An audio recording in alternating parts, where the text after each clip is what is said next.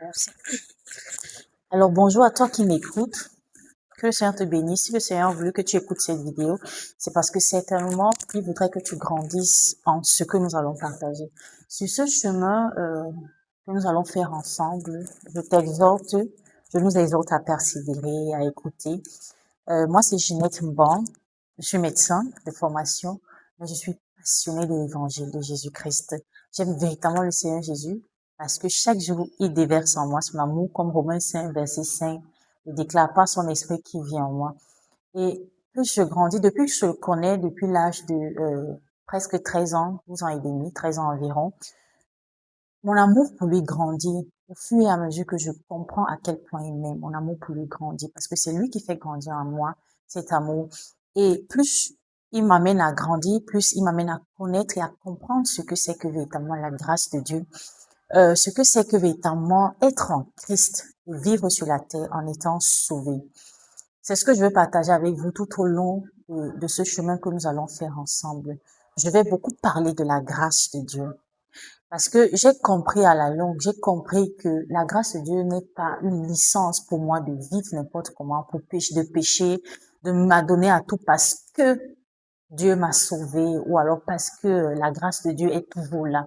Certes, la parole de Dieu nous dit c'est la bonté de l'Éternel qui conduit à la repentance.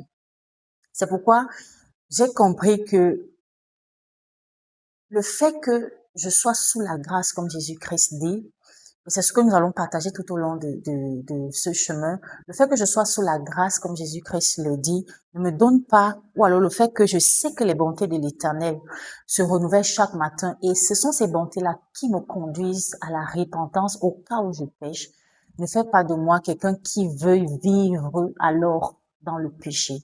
Au contraire, ça me garde loin du péché, parce que je connais certaines choses, je connais ce que Dieu dit de moi, je connais ce que la parole de Dieu dit de moi, je connais quelle est ma nouvelle nature en Jésus-Christ. Alors, je prends plaisir à vivre tel que je suis maintenant, recréé en Jésus-Christ.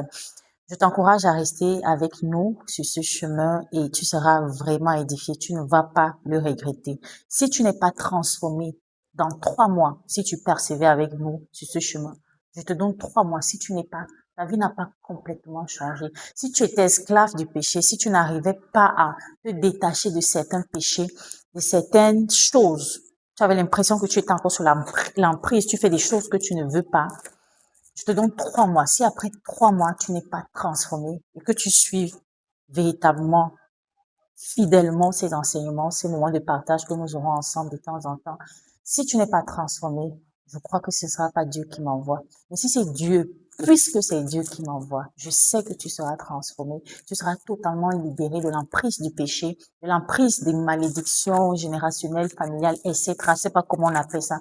Tu seras totalement libre.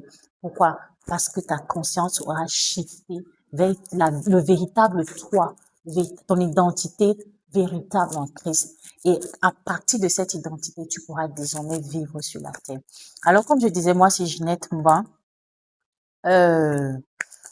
Notre émission s'appelle Stand in Grace et le Seigneur a mis dans mon cœur de commencer cette émission parce qu'il sait que dans le monde autour de moi, et peut-être dans le monde, dans les extrémités de la terre, il y a certaines personnes qui ont confessé Jésus-Christ, qui ont reçu Jésus-Christ dans leur cœur comme Seigneur et Sauveur, mais parce il y a certains enseignements qu'ils ne reçoivent pas encore, il y a certaines choses qu'ils ne connaissent pas encore, ils continuent de penser qu'ils peuvent perdre le salut.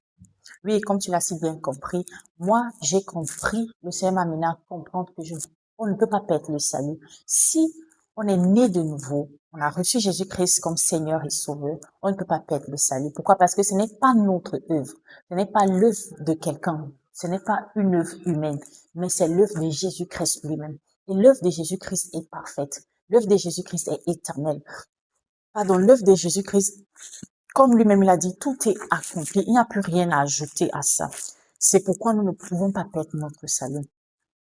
Tu vas me dire que tu as déjà entendu ces phrases-ci, mais je te demande de continuer d'écouter la vidéo, les prochains enseignements également, pour que sur ce chemin, le Seigneur, par son Esprit Saint, puisse nous éclairer, puisse nous enseigner, nous édifier et nous révéler davantage même des choses que je ne connais pas, qu'il ne m'a pas encore révélées. Ensemble, il pourra nous révéler et que nous puissions être grandis et être transformés par le renouvellement de notre intelligence. Donc, comme je disais, on ne perd pas le salut. D'accord? Si tu es en Christ, tu es sauvé à cause de l'œuvre accomplie de Jésus-Christ. La parole de Dieu dit que nous sommes sauvés. C'est par la grâce que nous sommes sauvés, par le moyen de la foi.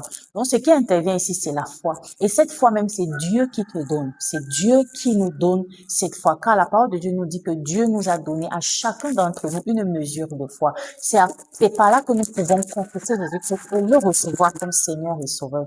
Certes, il y a une chose que Jésus-Christ t'a donné, que Dieu t'a donné, sur laquelle il n'influence pas, c'est ta volonté de choisir. Et cette volonté se trouve se trouve dans ton âme. Ton âme, c'est le siège de tes émotions, ta volonté et tes pensées.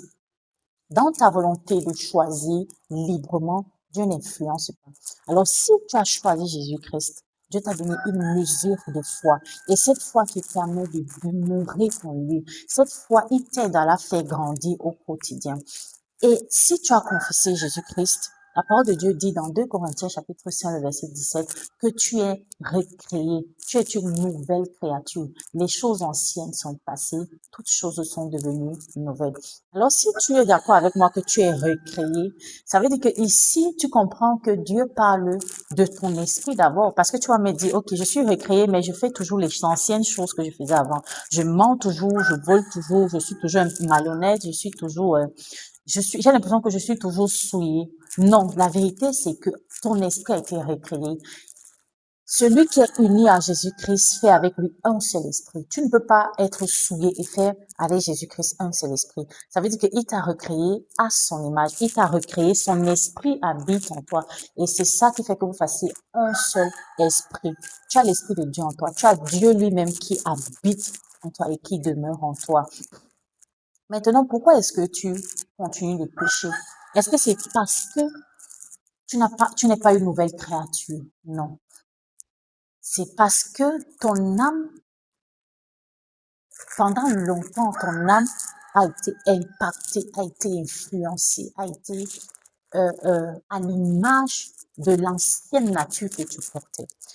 Ton âme a été à l'image, reflétait l'image de l'ancienne, le vieil homme, comme Romains chapitre 6 le dit. Le vieil homme qui était en toi, qui habitait en toi, le vieil homme là, c'est la nature du péché, c'est l'homme pécheur. Et c'est cet homme pécheur qui est mort en Christ. Nous allons lire Romains chapitre 6 et nous allons comprendre beaucoup de choses. Romains chapitre 6.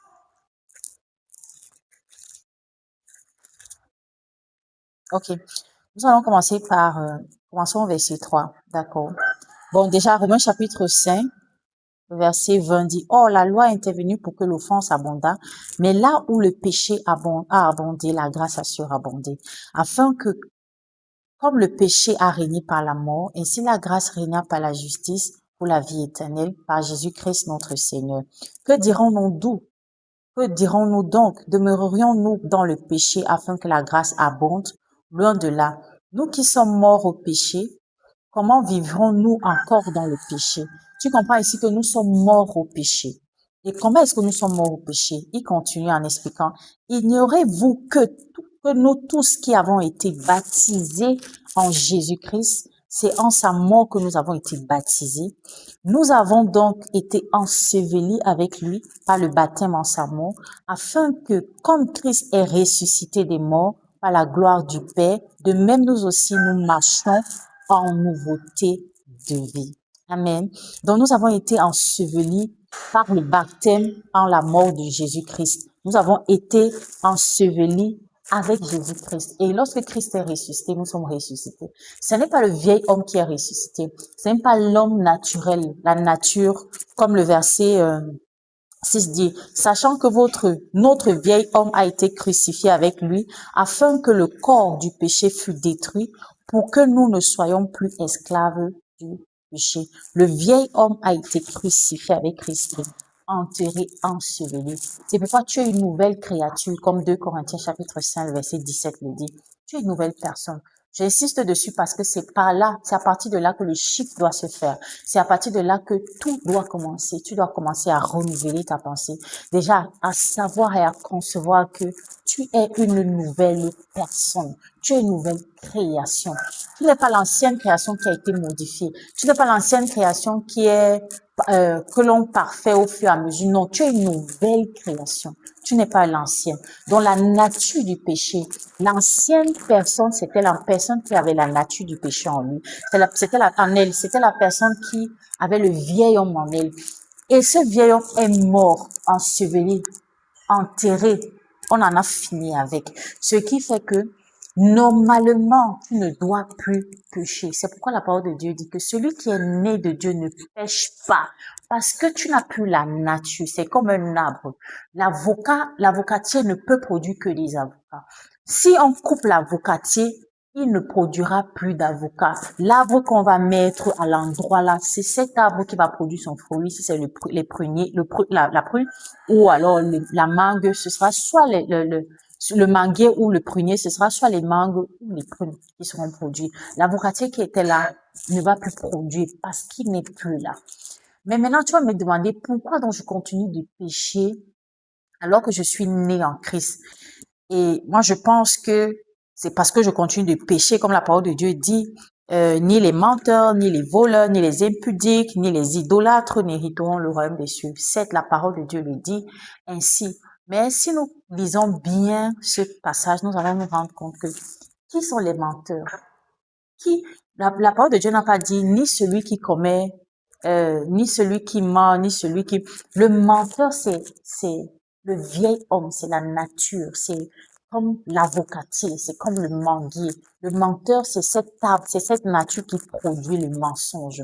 Mais maintenant, pourquoi est-ce que nous n'avons plus cet arbre, cette nature qui produit le mensonge, cette nature qui produit l'idolâtrie, qui fait que nous sommes idolâtres, l'idolation, cette nature qui produit l'immoralité, l'impudicité, etc.